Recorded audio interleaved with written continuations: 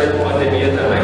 Mas enfim, só um detalhe, né? Como hoje está dando início aí ao estudo da lição de hoje, a gente está aí numa série de estudos já a respeito do culto, né? Desse tempo de como cultuarmos, de como adorarmos o nosso Deus. A gente já viu algumas lições introdutórias, questão do culto no Antigo Testamento, no Novo Testamento, enfim, nós estamos andando aí nesse sentido e hoje a gente chega na lição cujo tema é a pregação do culto. Se apagar aqui não fica melhor para vocês verem, não? Não? Aí fica bom. Para vocês ficarem. Vamos orar então, né? Dar início ao estudo de hoje. Daí você pode orar. Glorioso Deus, eterno Pai, muito obrigado, Senhor, por estarmos aqui diante da Tua presença, o povo reunido em Teu nome, para aprender mais da Tua palavra. Usa-se de forma majestosa o nosso irmão Márcio, ele possa ser instruído pelo Senhor nesta manhã, em nome de Jesus. Amém. Bem, o tema da lição de hoje é esse, a pregação no culto, né? Então a importância da pregação da palavra, da exposição da palavra de Deus durante o culto. A gente já estudou algumas lições a respeito do culto, né? Como devemos prestar esse culto ao Senhor, o que é culto, o que não é culto, né? A gente já viu esses detalhes aí no Antigo Testamento, no Novo Testamento, e nós estamos vendo, né, e tentando trazer essa aplicabilidade para os nossos dias, para o culto nosso, para o culto contemporâneo. E aí a gente vai tomar hoje como base, né, esse texto de Neemias, que é a sugestão da lição, da nossa lição, o autor da nossa lição, o texto de Neemias 8, de 1 a 8. Vamos fazer essa leitura agora, prestando bastante atenção no que nós vamos estar lendo, né, para que a gente já tenha um entendimento do que o texto está nos falando. Nós vamos basear todo o nosso estudo de hoje nesse versículo de Neemias 8, de 1 a 8. Uma pequena observação antes da gente fazer a leitura é que se os irmãos estudaram a lição, quem estudou a lição e está com a revista aí, vai ter uma sequência, né, que o autor faz, né, na mente dele, da maneira como ele achou mais correto estar fazendo esse estudo. A gente vai estar abordando todos esses tópicos que o autor cita, né? Mas não necessariamente igualzinho ao que o autor está citando. Então a gente vai ver todos esses tópicos, mas dentro do contexto da lição os irmãos vão vendo que esses tópicos vão aparecendo, e não necessariamente nessa mesma ordem, com essas mesmas palavras que ele usou. Eu vou pedir a ajuda de vocês aí para a gente fazer a leitura. Quem pode começar a ler o primeiro versículo? Quando chegou o 7º mês e os israelitas tinham se instalado em suas cidades, todo o povo juntou-se como se fosse um só homem na praça, em frente da porta das águas. Pediram ao escriba Esdras que trouxesse o livro da lei de Moisés que o Senhor dera a Israel. Assim, no primeiro dia do 7º mês, o sacerdote Esdras trouxe a lei diante da assembleia, que era constituída de homens e mulheres e de todos os que podiam entender. Ele a leu em alta voz desde o raiar da manhã até o meio-dia, de frente para a praça, em frente da porta das águas, na presença dos homens, mulheres e dos outros que podiam entender, que todo o povo ouvia com atenção a leitura do livro da lei. O escriba Esdras estava numa plataforma elevada de madeira, construída para a ocasião. Ao seu lado, à direita, estavam Matitias, Sema, Ananias, Urias, Ilquias e Maazéias. E à esquerda estavam Pedarias, Misael, Malquias, Azum, Asbadana, Zacarias e Mesulão. Esdras abriu o livro diante de todo o povo, e este podia vê-lo, pois ele estava num lugar mais alto. E quando abriu o livro, o povo todo se levantou. Esdras levou o Senhor, o grande Deus, e todo o povo ergueu as mãos e respondeu: Amém, Amém. Então eles adoraram o Senhor, prostrados com o rosto em terra. Os levitas, Jesua, Bani, Serebias, Jamim, Acube, Sabetai, Odias, Maazéias, Kelita, Azarias, Zozabade, Anã e Pelaías instruíram o povo na lei, e todos permaneciam ali, leram o livro da lei de Deus, interpretando e explicando, a fim de que o povo entendesse o que estava sendo lido. Obrigado, Deus. Bem, vamos dar uma olhadinha no contexto histórico, assim, rapidamente, né? A gente fez uma leitura aí de um texto do Velho Testamento e o contexto histórico dessa época. Qual era a situação do povo judeu nessa época? Ele era cativo. Como, aliás, uma grande parte da existência de Israel, né? Eles viveram em cativeiro. Mas eles estavam cativos agora sob domínio do Império Medo-Persa, não mais sobre o Império Babilônico e agora sobre o Império Medo-Persa.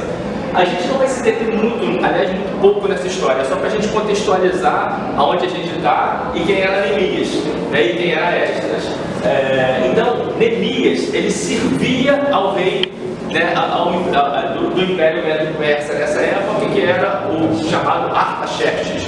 O pessoal aí que costuma ver filmes, já deve ter visto alguns filmes, até Rodrigo Santoro, né, de Artaxerxes aí, não é? E a gente já tem esse contato.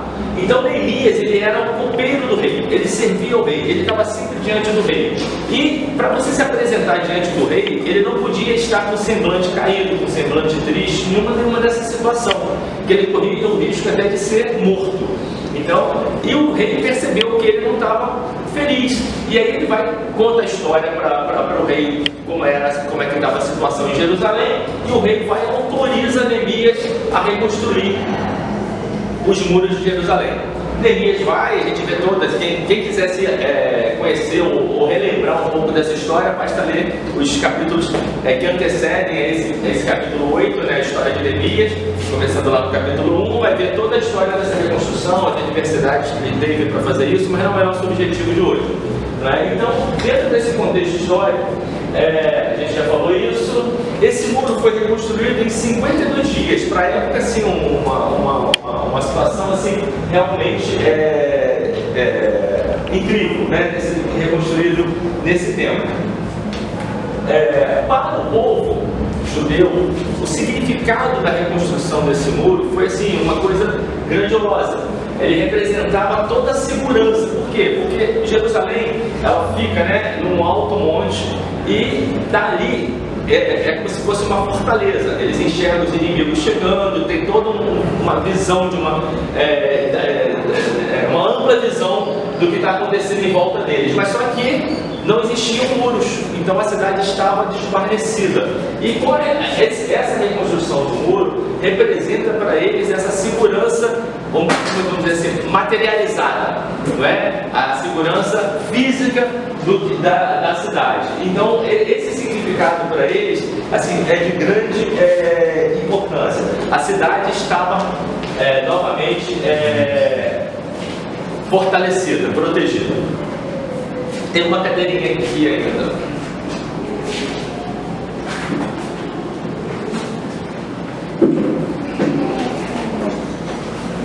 Vai ter mais uma essa aqui.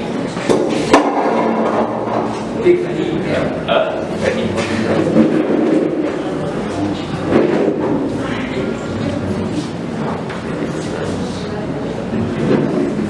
Tá bom aqui. Vou ficar na tua frente aqui. Então, dentro desse quadro que a gente está colocando, né, nós estamos só nesse contexto histórico ainda, né, da situação de Neemias e de Esdras, que era o sacerdote e também o escriba, ele é convocado a fazer a leitura do livro. É no vermelho. Aqui o laser? É o vermelho. Laser. Esdras é convocado a fazer a leitura do livro da lei. E aí, tem mais uma. E aí, a gente se encontra aqui. Esdras é convocado a fazer a leitura do livro da lei. E esse é o contexto histórico que nós vamos estar fazendo a aplicação da lição de hoje, dentro dessa situação histórica do povo ainda cativo, mas com os muros da cidade já reconstruídos. é esse texto que a gente acabou de ler, dos versos do capítulo 8, dos versos de 1 a 8, que a gente baseou, né, com o autor da revista, baseou o estudo de hoje, que tem como título A Pregação no Culto. Então a gente vai ver essa questão da importância da pregação dentro do nosso culto, do culto cristão. Bem, vamos lá. O texto, esse texto que nós acabamos de ler, ele está mostrando, né, falando a respeito de uma reconstrução dos muros da parte física, mas Neemias promoveu principalmente uma reforma espiritual, não é? E o ápice, né, a grandiosidade dessa reforma, ela está na restauração da autoridade da palavra de Deus. Então esse é o foco, por isso que a gente está baseando o texto base para a lição de hoje é esse texto de Neemias, do capítulo 8. Por quê? Porque é onde ele vai fazer essa reforma, vai promover uma reforma espiritual em Jerusalém e vai restaurar a autoridade da palavra de Deus. Então é dentro desse contexto que a gente vai estar estudando. Os estudiosos da palavra de Deus comparam a leitura da palavra de Deus, que a gente já vai ver já, né, vamos nos aprofundar nesse assunto, fazem um paralelo com a reforma protestante. A mesma importância da palavra de Deus na época da reforma, né, há mais de 500 anos atrás, a restauração da palavra de Deus naquela época da reforma protestante é a mesma, é uma similaridade com essa restauração da palavra de Deus para o povo de Israel nessa época.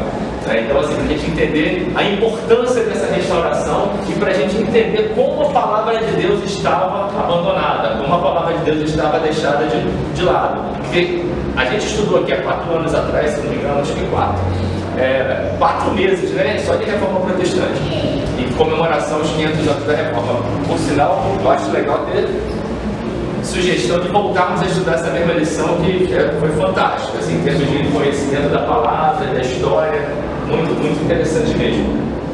Mas dá para a gente entender como a palavra de Deus estava abandonada nessa época, fazendo um paralelo com o abandono da palavra de Deus na época da reforma. A palavra de Deus realmente estava deixada de lado por completo. E nesses dois casos, ela estava realmente abandonada. Eu dividi a lição em 4 grandes tópicos.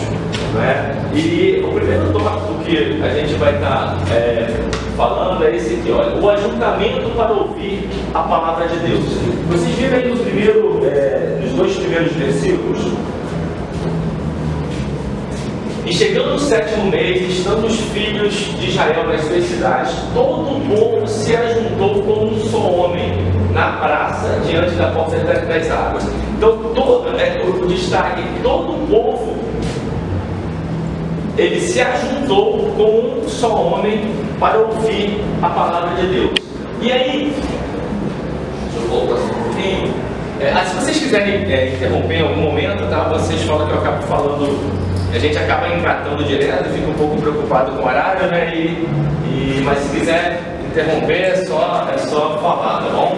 Então, dentro desse primeiro tópico, o ajuntamento para ouvir a palavra de Deus, eu vou destacar 4 características que devem servir de modelo para a igreja do nosso tempo, para a nossa igreja, para a primeira igreja batista de Macaé, para qualquer outra igreja que divulga e prega o nome do Senhor Jesus Cristo. Então, esse ajuntamento, como é que foi o ajuntamento? A palavra que é ajuntamento, a gente pode reunião, ou seja, o momento do culto. Então, quando eu estou falando de ajuntamento para ouvir a palavra de Deus, eu estou falando do momento que nós vamos estar reunidos como igreja para ouvir a palavra de Deus. Esse é o paralelo, tá bom? Então, 4 características. Primeira característica desse ajuntamento, está no versículo 1, ele é espontâneo. Nem Esdras nem Neemias precisou garruchar ninguém para vir para a igreja, precisou mandar levantar cedo para acordar para vir para a igreja. Não, eles de forma espontânea, eles se ajuntaram. Mas por quê? Com qual objetivo? A motivação para essa reunião, para esse ajuntamento, é a própria palavra de Deus. né? Eles não precisaram criar nenhum subterfúgio, inventar nada, criar nenhuma coisa diferente para fazer com que esse povo se ajuntasse em torno da palavra de Deus. E aí, né, eu começo a fazer já, eu gosto de fazer as aplicações à medida que as situações vão surgindo.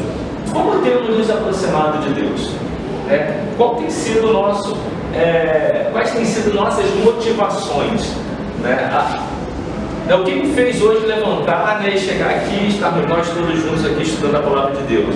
Daqui a pouco nós vamos estar um maior número de pessoas em torno dessa palavra novamente, mas como a gente tem se chegado a Deus? Como nós temos nos apresentado diante de Deus?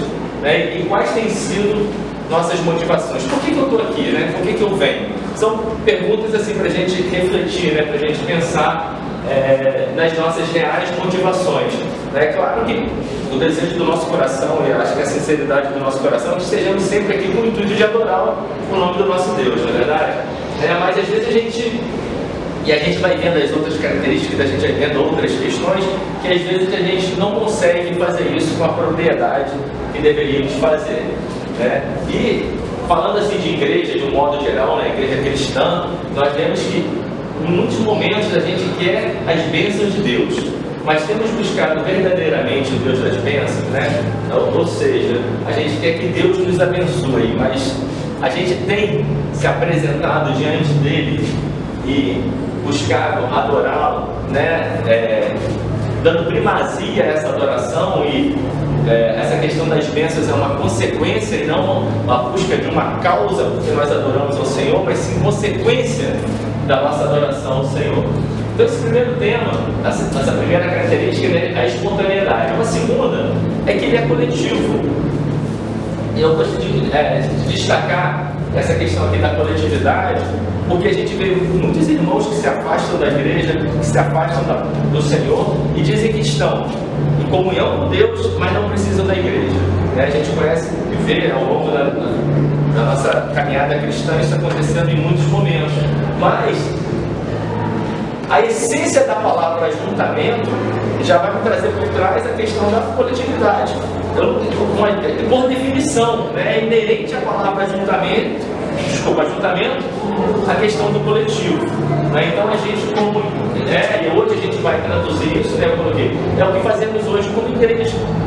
Então, é difícil a gente falar, eu questiono, enfim, não dá pra gente entrar no coração das pessoas, mas é muito complicado você dizer que está em comunhão com o Senhor sem estar em comunhão com a igreja do Senhor.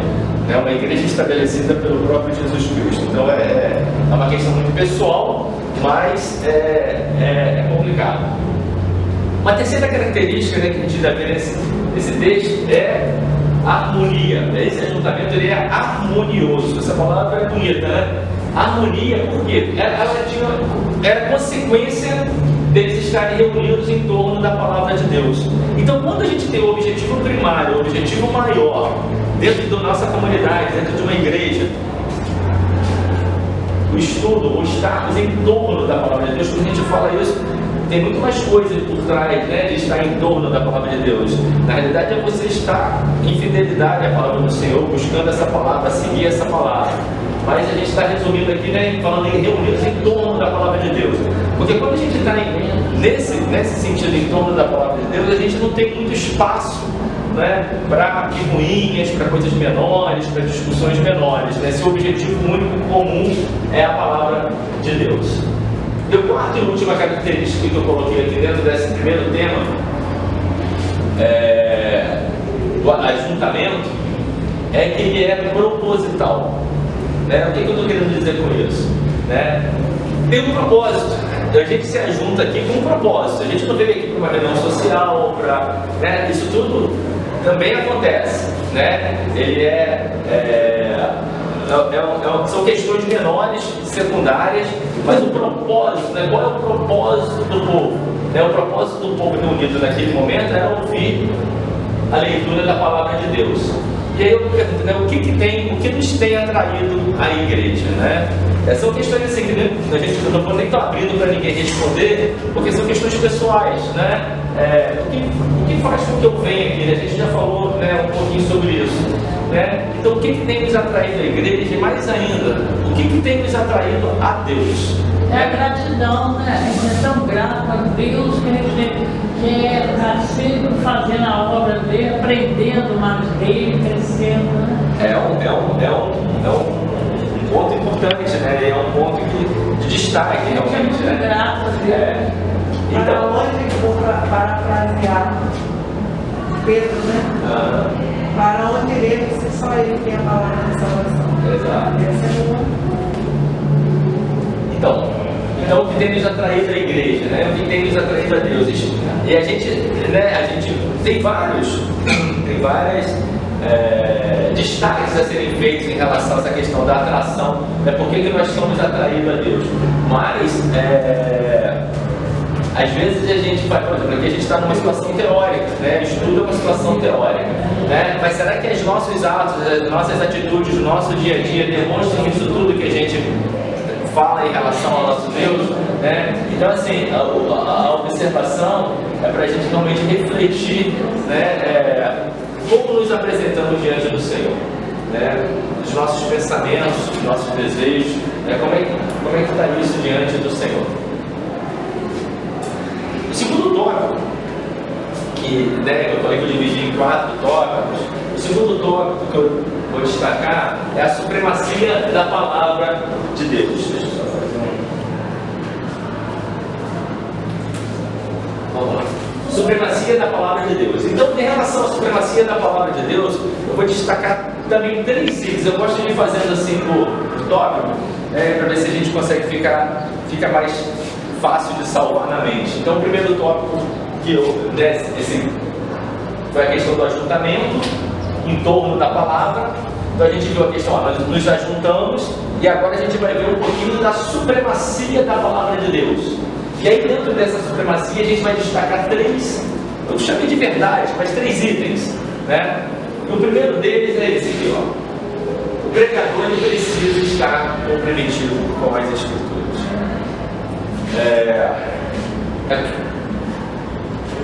Esdras 7, 10, a gente vai ver, porque quem fez a leitura da palavra naquele dia foi o Esdras, ou Esdras, na voz do Leilton ali, que fica muito bonita a voz dele, né, Leilton? Fazendo a leitura.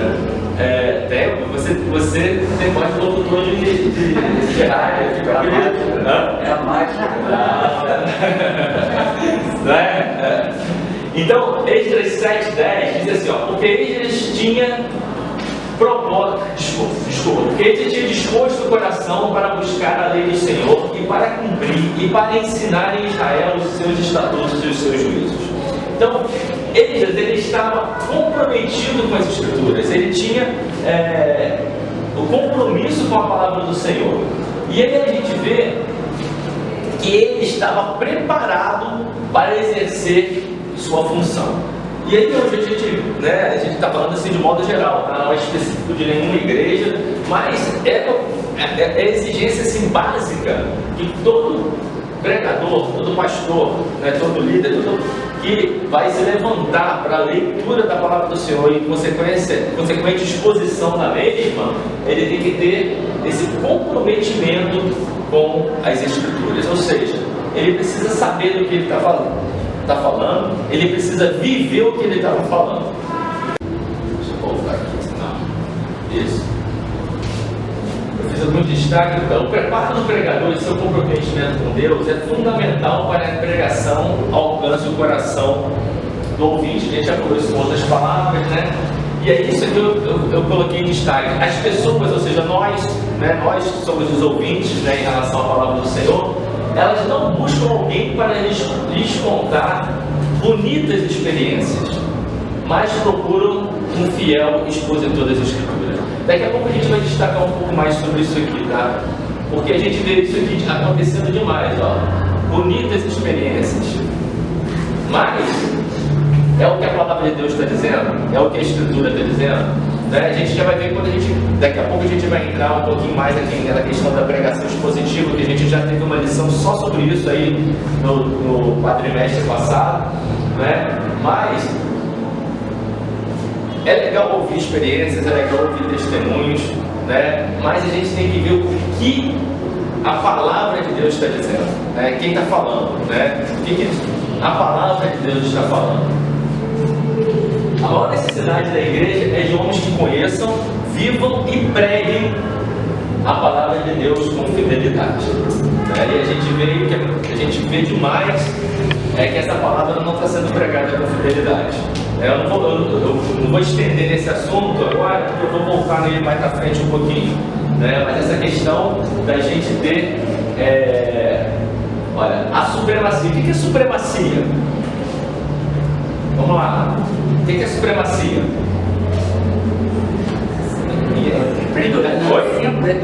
Predominância, domínio, não é? Maior importância. Então nós estamos falando do quê? Da supremacia da palavra de Deus.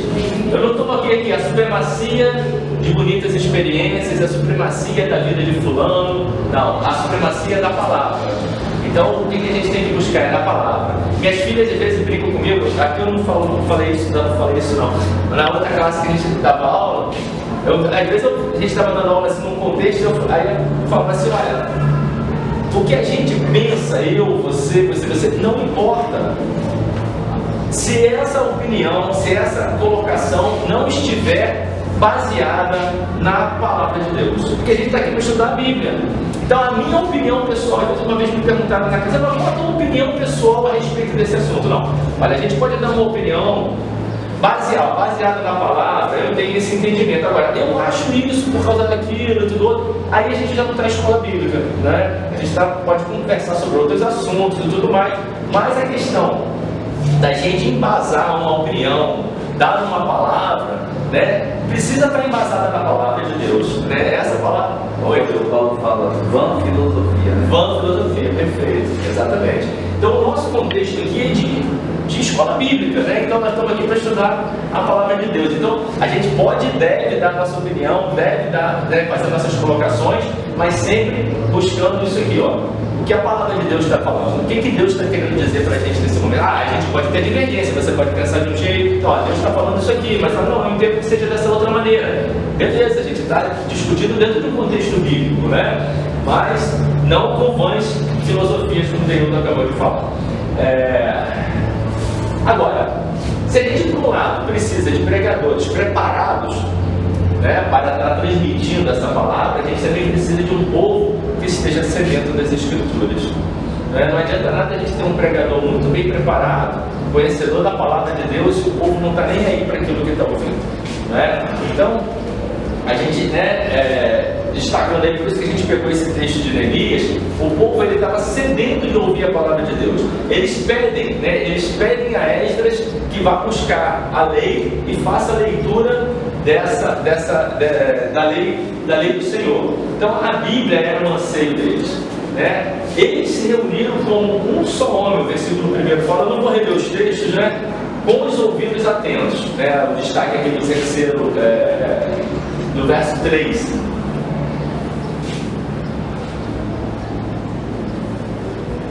E aí dentro ainda dessa, desculpa, voltando aqui um pouquinho, né? Como nós, estamos nos apresentando, né? A gente já falou um pouquinho sobre isso, mas temos tido sede dessa palavra, a gente se debruça sobre ela, né? A gente tem buscado estudar mesmo a palavra do Senhor. Eu faço essas perguntas para mim, né? Eu ouço primeiro, né? Frações de segundo, mas ainda ouço antes de vocês. Né? Então, como é nosso relacionamento com a palavra do Senhor? Né? Como é nosso dia a dia? Né? Eu tenho um tempo a gente chamava antigamente de devocional, né? Mas meu tempo de devocional com o Senhor, mas como tem sido esse tempo? Às vezes eu gasto horas, leio a Bíblia toda várias vezes no ano, mas o que eu tirei daquele proveito? Às vezes você precisa meditar num versículo mais tempo para poder entender o que Deus está querendo falar, né? O que Deus está... E fazer essa aplicação dessa leitura ao teu contexto, né? À tua vida, ao teu dia a dia. Então, assim,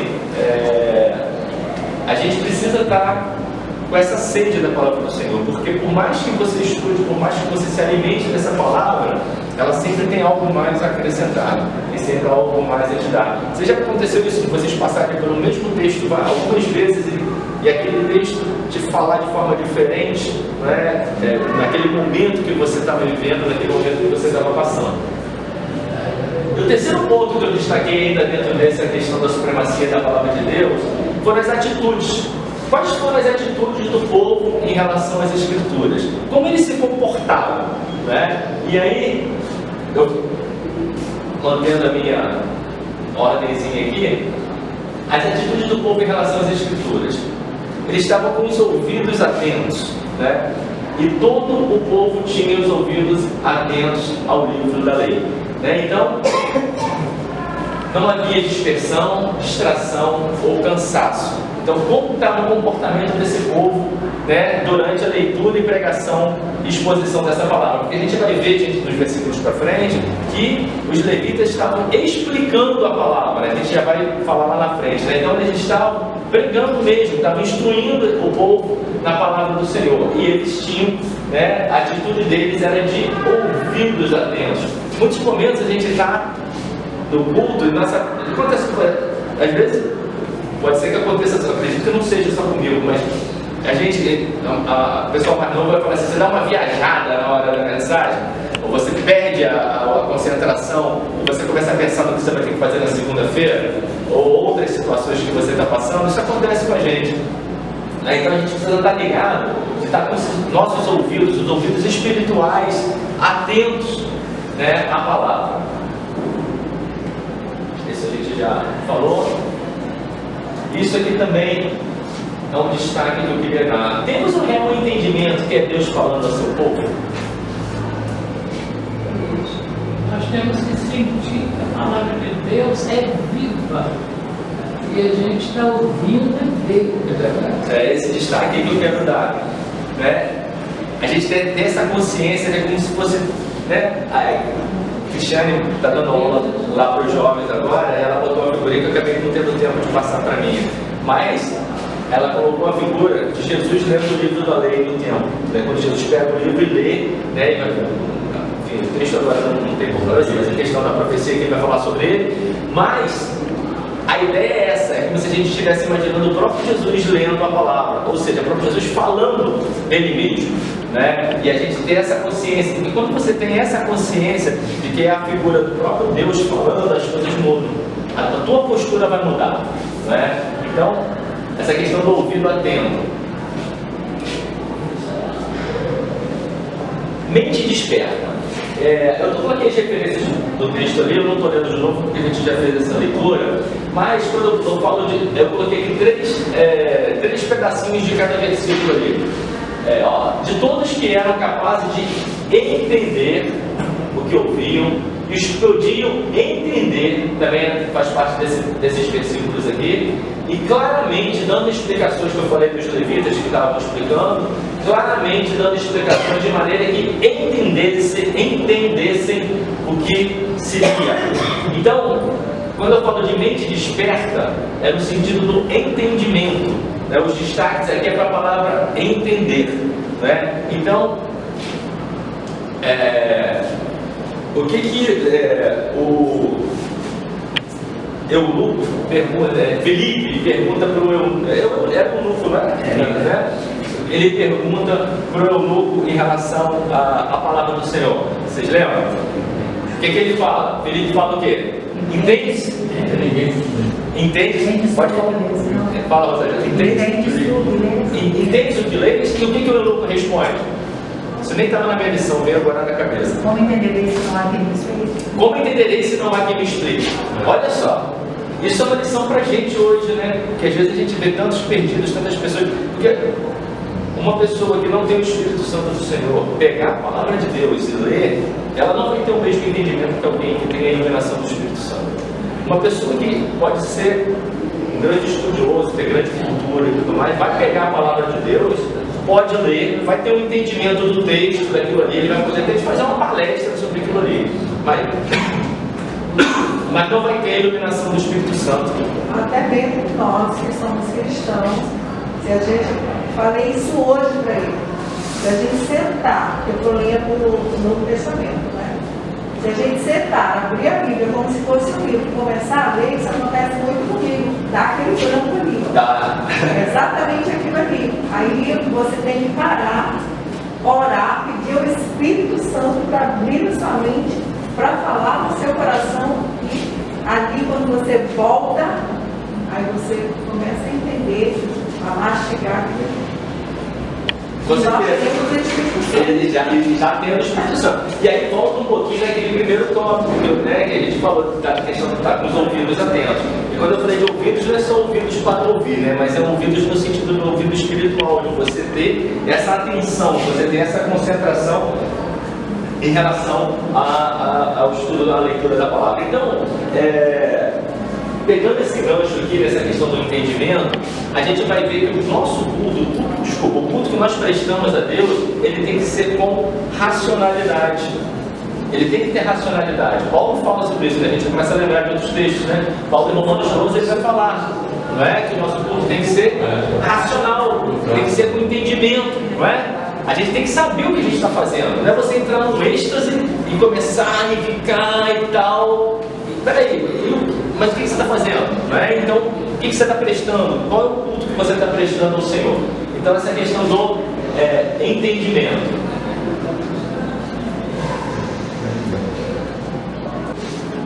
Aí, então a gente fala, né? A terceira característica, a terceira atitude, né, do povo é que esse povo estava em reverência à palavra do Senhor.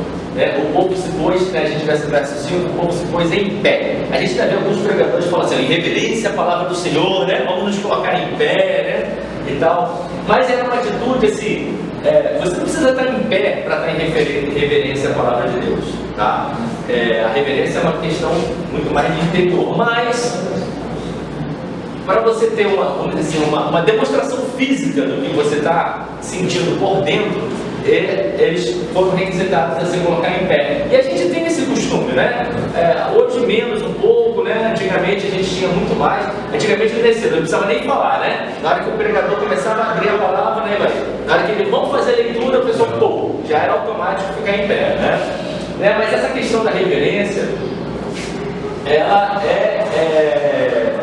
é uma questão muito mais interna, né? E a questão da reverência, olha só, o povo ele ficou horas ouvindo a palavra de Deus. Estima-se que o povo ficou 6 horas ouvindo a palavra de Deus. 6 horas, vocês imaginam isso? Desde a alva até o meio-dia. Eles calculam que eles colocaram a alva aqui como o dia judeu começando às 6 horas da manhã. Então mais ou menos nesse período aí de mais ou menos 6 horas. Mas vamos calcular, deixar e dizer que foram 4. Não é? Vamos dar uma margem boa aí, né? 4 horas ouvindo a palavra de Deus. Às vezes a gente fica aqui 1h30, já começa a incomodar, né? O banco dói, dá sede, né? Dá vontade de ir ao banheiro. Tem várias coisas que acontecem aí que acabam tirando a nossa reverência. E quando eu falo aqui de reverência, eu não estou falando só reverência no sentido de ficarmos quietos. É muito fácil, nós adultos então, né, criança já é mais um pouco mais difícil, mas olha só, quietinho aqui, ó, em reverência, né? Tá, sem problema nenhum, né? Mas é muito mais do que ficar só quietos, né, ouvindo a palavra de Deus. Quando a gente está falando de reverência, eu já falei um pouquinho, mas é questão muito mais do interior, muito mais de você estar dando a devida honra, a devida importância à palavra que está sendo trazida, essa reverência nesse sentido de tua mente não estar desperta. Alguns itens que a gente já citou, né, algumas características e atitudes que nós já citamos. Eu sempre gosto de deixar umas perguntas no ar para a gente refletir, né? Qual tem sido a nossa postura diante da exposição da palavra de Deus? E eu falo isso porque, às vezes, assim, se a gente for dar a resposta aqui agora em viva voz, a gente vai falar que a nossa postura é ótima, é assim e tal, mas na prática, eu gosto muito de trazer para o dia a dia nosso, na prática, é isso mesmo. Por isso que eu falo que é muito mais para a gente refletir do que para a gente estar aí precisando externar. Se externar não tem problema, mas é muito mais um tempo de reflexão, né? Como a gente tem se posicionado em relação à palavra do Senhor? Estamos dando a Deus a reverência que Ele merece? Né? Então, assim, são perguntas que a gente deixa aí para a gente pensar. E aí, a quarta e última atitude é consequência de todas as outras. Né? É a adoração. A gente vê no verso 6 que eles levantaram as mãos, inclinaram-se e adoraram o Senhor com o rosto em terra. Era costume, né, principalmente no Antigo Testamento, a gente vê alguns reis, Davi fez isso, e outros reis, eles rasgavam suas roupas, colocavam roupas de saco, roupas inferiores, e se prostravam com o rosto em terra, em atitude de humilhação e reconhecimento do pecado, e clamando a Deus, né, para a perdão desse pecado. Então, essa atitude aqui, ó, de adoração, né? Por quê? Porque eles foram impactados pela palavra. A palavra do Senhor os levou à adoração, né? E colocando-se em uma atitude, né? Essa questão de estar de joelhos, com o rosto em terra, né? Demonstrando humildade, demonstrando, reconhecendo o senhorio do nosso Deus sobre a vida deles, né? Então essa atitude foi a atitude que o povo teve naquele momento, o povo de Israel teve naquele momento. E aí, para a gente refletir também, temos sido impactados pela palavra de Deus? E aí, quando eu pergunto isso, quando a gente ouve a palavra de Deus, daqui a pouco nós vamos para o nosso culto coletivo, né? E a palavra do Senhor vai ser trazida, o pastor vai trazer a mensagem, e essa palavra, quando eu saio daqui, me despeço, a gente vai para casa, tudo. Você lembra depois, né? Passou meia hora, você lembra do que o pastor pregou? Você sabe pelo menos o tópico da mensagem? Né? Então, se a gente não tem isso, às vezes, claro que eu não vou lembrar da mensagem toda, não é? Mas ela impacta a minha vida, ela faz algo. Às vezes a palavra impacto é muito forte, né? Mas ela traz alguma diferença na minha vida, né? Ela acrescentou algo ao meu coração, ao meu entendimento. Então, assim, são umas questões para a gente, às vezes a gente passa muito, batido mesmo, né? Por essas questões, e quando a gente para pensar, a gente, é bom refletir sobre essas coisas. E quando eu faço esses questionamentos, faço essas coisas, é para a gente sair daqui, pensar que está tudo errado na vida da gente, não, tá? Uma vez também eu tinha um professor, o pastor Jorge, pregando, falando, né, na escola dominical, eu falei, cara, que geralmente quando a gente faz essas perguntas, a tendência nossa é ser negativo, achar, não, realmente eu sou o pior de todos, essa coisa. Não é nada disso. É só para a gente refletir e corrigir algumas posturas, alguns erros que a gente possa estar cometendo, mas não necessariamente que a gente esteja em erro, muito mais ainda se que a gente esteja em algum tipo de pecado, tá bom? É só uma reflexão. E o terceiro tópico, né, daqueles 4 tópicos maiores que eu falei, a questão do ajuntamento, a questão da supremacia da palavra, e agora a questão da primazia. Ó, eu falei da supremacia da palavra de Deus, mas o tema da nossa lição é, qual é o tema? A pregação do culto, não é verdade? Então nós estamos falando o quê? Da primazia da pregação da palavra de Deus. E aí, o que é primazia? Oi? Vem primeiro. Vem primeiro. Oh. Oi? Botar Deus em primeiro lugar. Então, nesse caso aqui, nós estamos falando de quê? De pregação, não é verdade? E é a primazia da pregação da palavra de Deus. E a primazia da pregação aonde? A primazia da pregação no culto. Nós estamos falando do culto, não é? Então eu estou falando aqui da primazia da pregação da palavra de Deus. Será que isso é real? Vai ver essa cara também. Será que isso é real? Por isso que a pessoa está falando assim, na prática, olha, deve ser, eu espero que seja sempre. Deveria ser, não é? Mas primazia primeiro, né? Então a gente vem num crescente. Ó. A gente falou da supremacia dessa palavra, né? Ou seja, ela tem que ser o destaque, ser o principal, mas a primazia da pregação da palavra de Deus. Eu já vi alguns pastores falando em algum momento, principalmente quando é chamado para fazer ir uma igreja na outra, um aniversário de uma igreja. Eu sei que ele diz que às vezes está rolando tudo às 2 horas e o pregador ainda não recebeu a palavra, e agora você já falou isso, você tem 5 minutos agora para trazer a mensagem. Então é o seguinte, essa questão da primazia da palavra de Deus no culto. E aí esse texto de Neemias é um dos motivos do autor da revista ter usado como base do nosso estudo, é que ele é um texto áureo do Velho Testamento sobre questão de pregação expositiva. E a gente já estudou aqui, como eu falei aqui alguns minutos atrás, a gente já teve uma lição no quadrimestre, né? Essa revista tem 17 lições, né? Quadrimestre passado, só sobre pregação expositiva, vocês lembram? E aí, por definição, né, eu vou ter aqui, olha, pregação expositiva. O que é pregação expositiva? É que a gente fala assim, às vezes é um nome muito pomposo, né? Mas o que é isso? Nada mais é do que pegar, estudar a Bíblia. Então, pegar,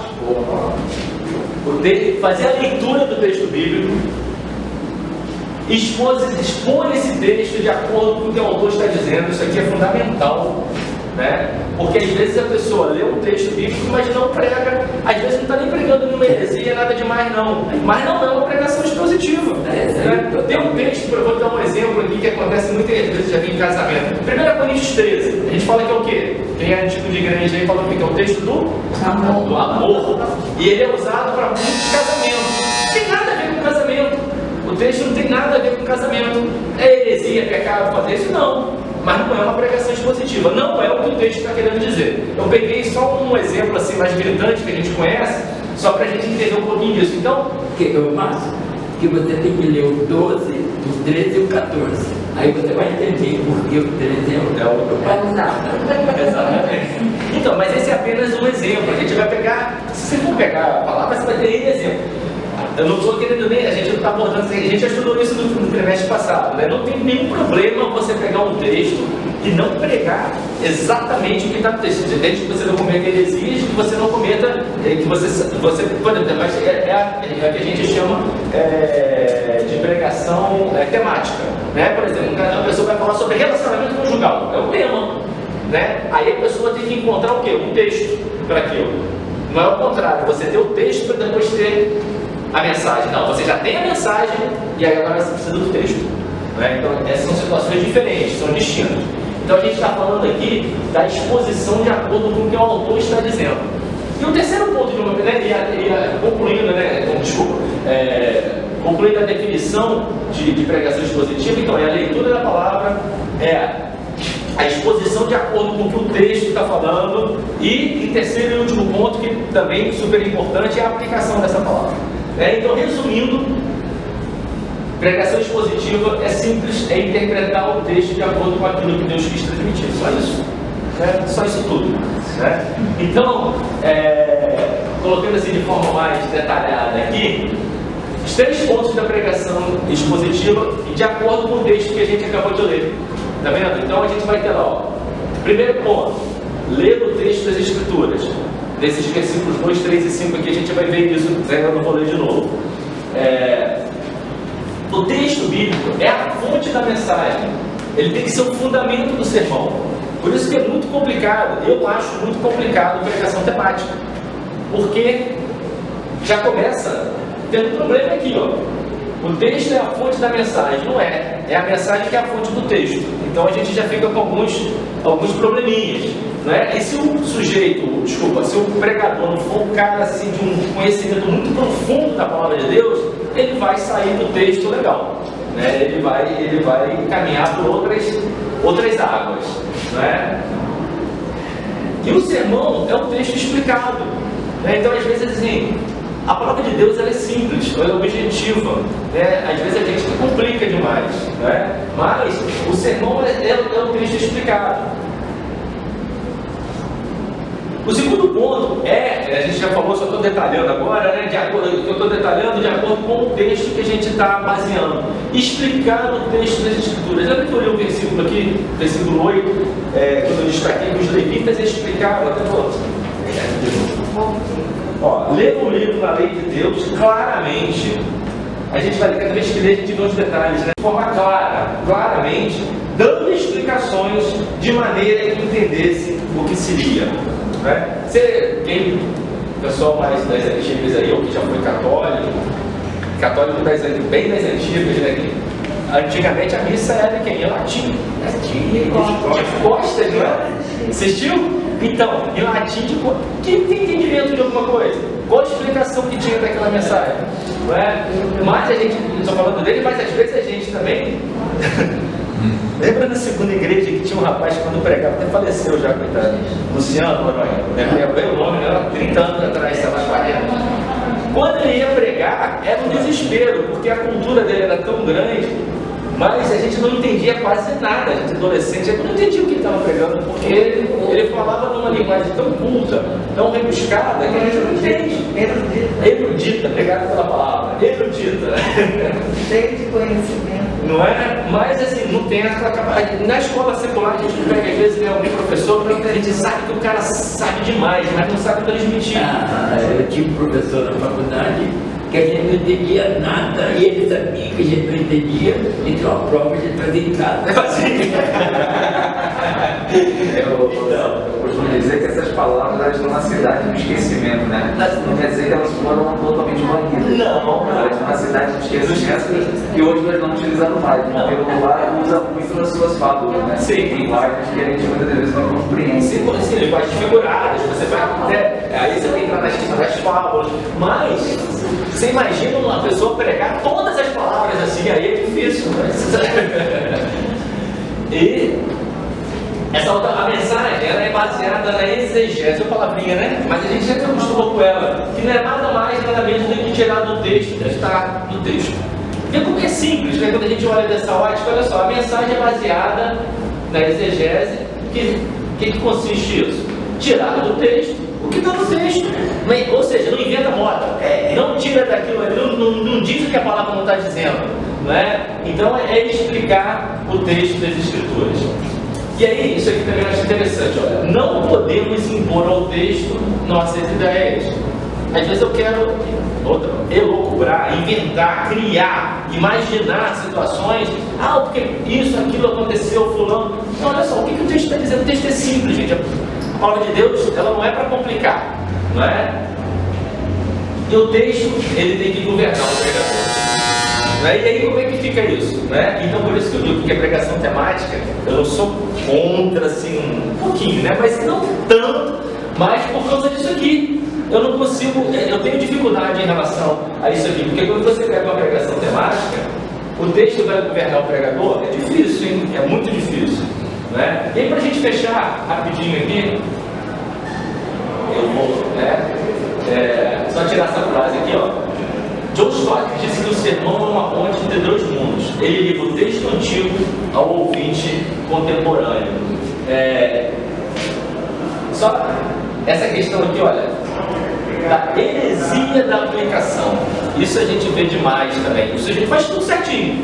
Lê o texto, explica o texto, mas na hora de aplicar, lá vem a heresia a caminho. Né? Então, olha, se não interpretamos o texto corretamente, vamos aplicá-lo distorcidamente.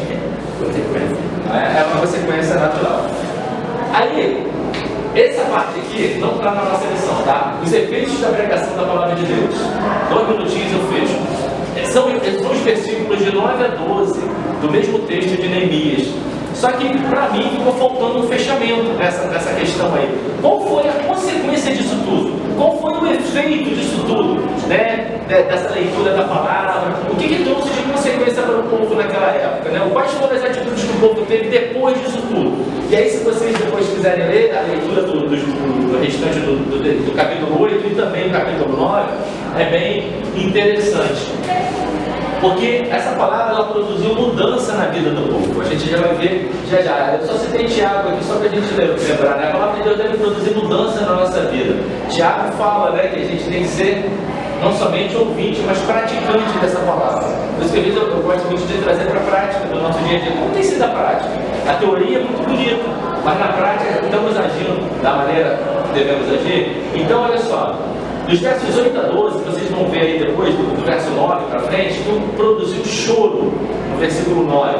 Mas não foi um choro de remorso, né? Mas foi um choro de arrependimento. Foi um choro por entenderem a situação do pecado que eles estavam cometendo. E também a alegria pela restauração da comunhão, que foram os versos. A leitura dos versos 10 a 12, a gente vai ver esse contexto de choro e de alegria. E aí, para a gente terminar, eu poderia deixar de colocar umas perguntinhas no ar. Nós temos chorado pelo pecado? O pecado tem incomodado a gente de forma individual, né? Meu pecado e o nosso pecado, né? O pecado da igreja. É porque quando a gente, isso é bem clichê, né? Mas quando um irmão peca, um irmão cai, a igreja também tem que sentir, tem que ser doído para a igreja, tem que ser uma coisa que incomoda, né? E aí a gente vê que isso, nem 8 nem 80, né? No passado a gente castigava as pessoas em relação a essa questão do pecado, e hoje a gente vê muita... Oi? Não pensei que alguém tivesse falando. Oi? Não, pode falar. Não, foi. Ah, tá. E hoje a gente vê isso também muito frouxo, né? Esse pecado não sendo tratado, não sendo cuidado, né? Dentro do nosso contexto de igreja. E temos experimentado a alegria da restauração da comunhão com o Senhor. Então, assim, são algumas perguntas, né, que eu deixo aí no ar para a gente pensar. A pregação da palavra tem tido impacto sobre a minha vida. A gente já falou um pouquinho, né, sobre essa questão do impacto da palavra de Deus no nosso coração. Então, sobre o povo naquela época produziu choro e alegria. Choro por reconhecer o pecado, por verem que estavam em pecado, e a alegria por essa restauração. É o que eu desejo para a gente também, né? Que a gente, quando esteja em pecado, a gente tenha a sensibilidade da presença do Espírito Santo, nos incomodando que estamos errados, que estamos em pecado, e também não ficarmos lá estacionados nesse pecado, mas temos essa alegria da restauração da comunhão com o Senhor. Da minha parte é isso. Não sei se alguém quer falar mais uma coisa, já tocou os 2 sinais. Ok? Vamos orar então para encerrar? Dá tempo para a gente orar?